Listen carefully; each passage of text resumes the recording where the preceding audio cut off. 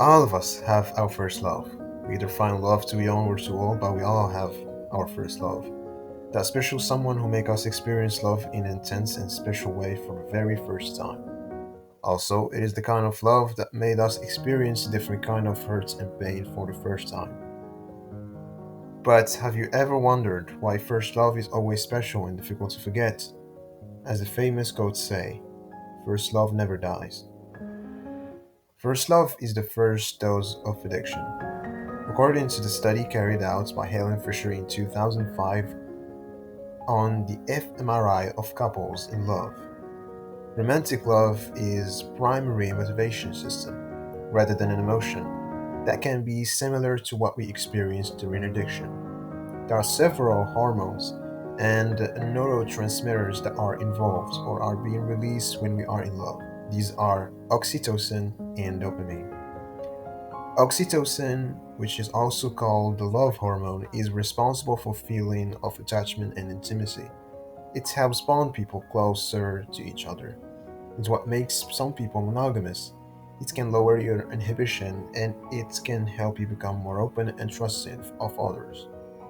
It is also the same chemicals that bonds mothers and children. Dopamine, on the other hand, is a neurotransmitter that is strongly associated with emotions, pleasure, and rewards, and in modulating the immune system. This is where the addiction part of love comes in. When this hormone is released, it activates the reward center of the brain that causes a motivation reward effect. Thus, we seek out the reward of love even through obstacles that may be dangerous or painful.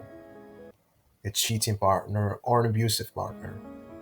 Research at USC discovered that people in love have lower level of serotonin, a hormone that acts as a neurotransmitter which helps relay signals from one area of the brain to another. Low level of serotonin are found in people diagnosed with OCD, which may be the reason why those in love obsess about their partners.